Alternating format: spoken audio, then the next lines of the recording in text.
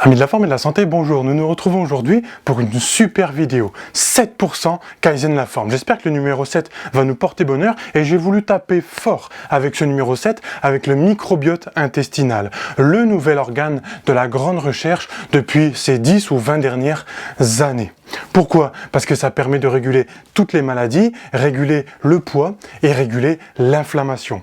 Et c'est le meilleur organe du système immunitaire. Et on va essayer de répondre à toutes ces questions en éclaircissant un peu tout ça. C'est parti!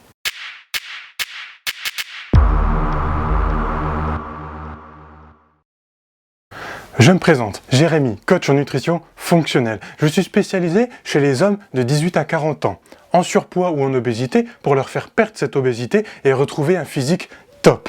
Et aujourd'hui, le microbiote intestinal, c'est ce qui va nous aider à accomplir notre objectif, et j'espère le vôtre aussi, surtout. Vous voyez, je vous ai dessiné un petit schéma, microbiote, organes, santé et perte de poids. Alors ça, c'est tout notre sujet de Kaizen la forme. Là, on est en plein dedans. L'influence du mode de vie. Alors, est-ce que c'est le microbiote qui influence le mode de vie, ou est-ce que c'est le mode de vie qui influence le microbiote? Eh bien, effectivement, c'est les deux. D'accord? Le mode de vie, c'est les 5 piliers de la santé.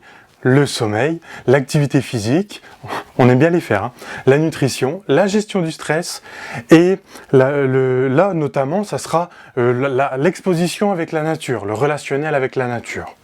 D'accord? Pourquoi? Parce que ce sont des bactéries, on est d'accord. Alors bien sûr, ce qu'il faut retenir, c'est que dans les 5 piliers, ils sont tous utiles, mais quel pilier sera le plus en intérêt avec ce microbiote? Eh bien forcément, la nutrition, elle va attaquer directement le microbiote intestinal parce qu'on passe par là. Mais tous les piliers vont jouer parce qu'il y a l'exposition aux bactéries, le stress que vous savez, ça impacte directement le microbiote, ça peut nous faire carrément une dysbiose. Donc tout ça, ça peut être inflammatoire et tout ça, ça va nous être utile pour nos objectifs, d'accord?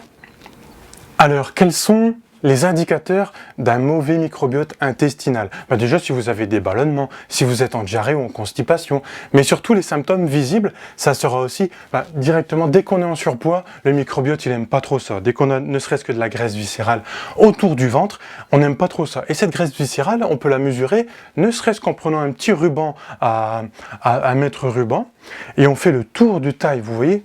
Hop, tac. Alors on prend bien au milieu, autour du nombril, et hop, comme ça, et là on a un tour de taille. Et je mettrai dans la description, si vous êtes, par exemple, pour un homme ou pour une femme, dans un certain tour au niveau des centimètres. D'accord? Les antécédents, oui, tout ce qui est antécédent, ça va jouer dans notre microbiote intestinal. Toute notre vie, le microbiote intestinal se construit. On a chacun notre marque du microbiote. Et l'exposition aux bonnes bactéries, comme je l'ai dit au début, surtout notre microbiote se forme entre 0 et 3 ans, la majeure partie, et là, il faut par exemple, si la femme, la maman, si elle a accouché en voix basse, si elle a eu un allaitement, si vous avez, on va dire entre guillemets, traîné dehors par la terre, ou que vous avez fait beaucoup de randonnées dans la forêt, tout ça, ça va jouer pour... c'est incroyable, n'est-ce pas? Mais on peut aussi modifier ce microbiote en étant toute notre vie, forcément. Mais il faudra bien manger et se balader en forêt notamment. Et ou partout où il y a de la terre, on peut essayer de toucher tout ça. Et tout ça, ça va améliorer notre microbiote et notre santé. Alors ce sont des bactéries, des vivis et des champignons. Je ne sais pas si j'ai le droit de dire le deuxième mot, vous avez deviné, V-I-R-U-S. D'accord?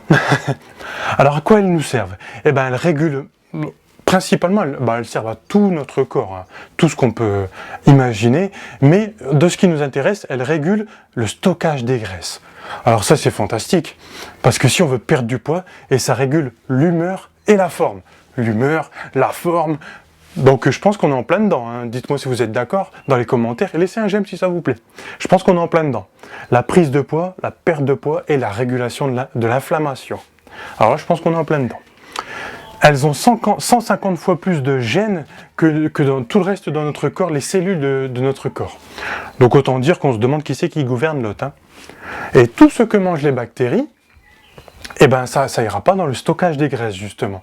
Donc ça, c'est intéressant, et on va en reparler là-bas en haut. Donc le microbiote intestinal, le roi de notre système immunitaire. Parce que forcément, c'est là où il y a le plus de réactions du système immunitaire, et tout départ tout départ de maladie ou de pathologie vient peut-être de ce microbiote et de nos intestins.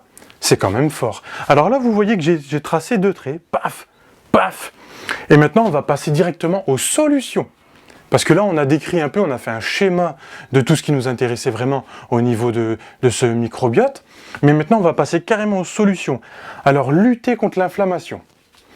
Donc, mastication. Alors, si vous n'avez pas vu les anciennes vidéos de Kaizen la forme, je vous invite à aller les voir. La mastication, c'est formidable parce que ça va permettre de découper notamment tous les protéines, tous les glucides. Et si elles ne sont pas découpées, eh ben, dans nos intestins, ça va créer une inflammation. Donc, il faut bien mastiquer. Il faut que ça soit liquide quand on avale, si c'est pour dire.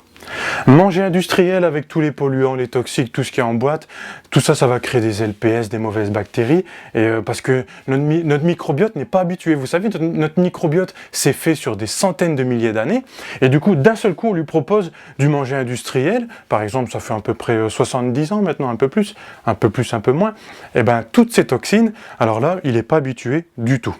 D'accord ?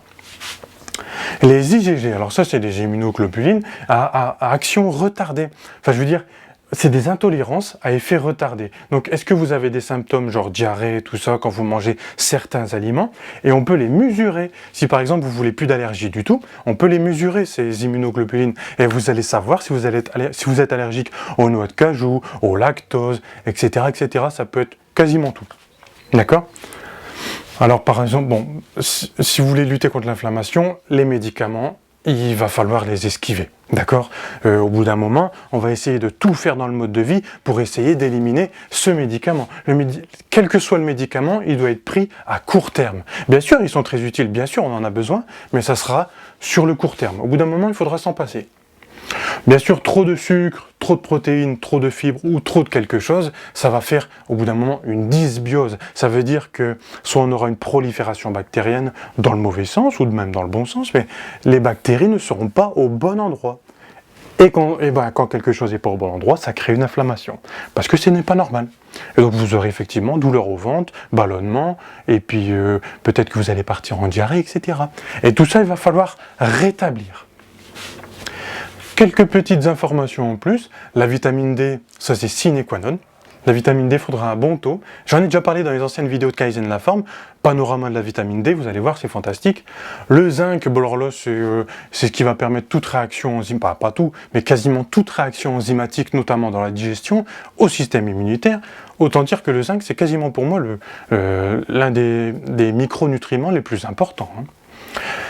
Le magnésium, eh bien, si on est stressé, on va faire beaucoup pipi du magnésium, donc il faudra en reprendre. Et puis, la balance magnésium-calcium dans le côlon, eh ben, c'est ce qui va permettre un bien-être du côlon. Il faut manger beaucoup plus de légumes verts que de produits laitiers, par exemple. Ou il faut en tout cas une bonne balance. Et là, on aura une bonne digestion, on n'aura pas de prolifération bactérienne, par exemple.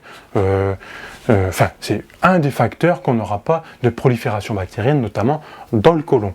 L'activité physique, eh ben oui, quand on fait de l'activité physique, eh ben en fait, on va créer le péristaltisme intestinal, ça va faire mouvoir le bol alimentaire, et comme ça, ça ne va pas rester sur place, ça ne va pas stocker. Et il faut que ça bouge pour que ça puisse, hop, partir, comme ça on n'a pas de paf, ça reste là, et ça fait de la putréfaction, tout ça. Donc du coup, l'activité physique, c'est top. Et il faut boire de l'eau, 35 ml par kilo de poids de corps, je vous laisse faire le calcul. Je passe ça vite fait parce qu'on en a déjà parlé beaucoup. Là, on atterrit au meilleur facteur qui puisse arranger notre intestin, d'accord ? Notre microbiote intestinal. On est au prébiotique. Qu'est-ce que c'est les prébiotiques ? On va commencer par dire ce que c'est. C'est ce qui va nourrir notre flore déjà présente. C'est ce qui va nourrir, renforcer, faire grandir nos bactéries déjà présentes dans ce microbiote. Alors ça, c'est tout ce qu'on veut. Hein. Donc, je vous ai donné quelques petites informations, je veux dire quelques petits aliments pour nous aider. De l'ail, de l'oignon, des poireaux, de la pomme, de la banane et des pruneaux. D'accord ? Vous pouvez noter ou alors retenir et c'est formidable parce que ça va nourrir et c'est fantastique. Le thé vert, ça contient des polyphénols. Alors là, le thé vert, c'est fantastique, c'est anti-inflammatoire, c'est basique, donc ça va remonter le pH de notre microbiote. Ça c'est fantastique pour éviter plein de choses, hein, comme le cancer, comme les ulcères, etc. Et ça va nettoyer en plus, et ça va donner de l'énergie.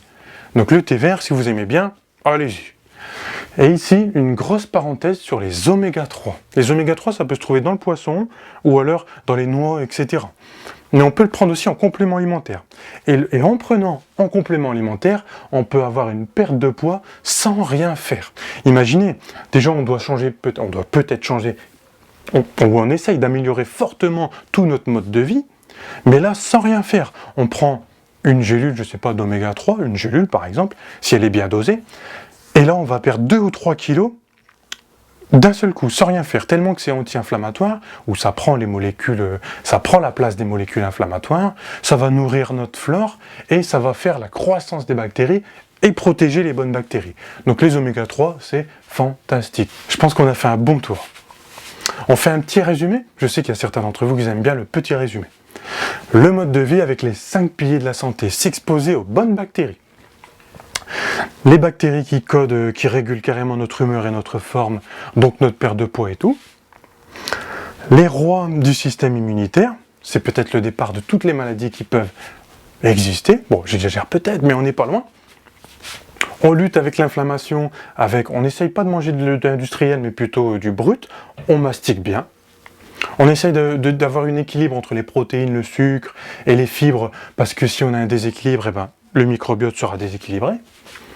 Là, ici, là, l'activité physique, de l'eau, de la vitamine D, avoir un bon taux, on est d'accord, hein.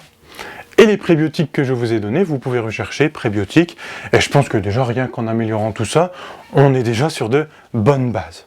Alors, j'espère que ça vous a plu. Allez voir jeremlaforme.fr si ça vous a plu, laissez un commentaire, un j'aime, et surtout, gardez la forme. À bientôt.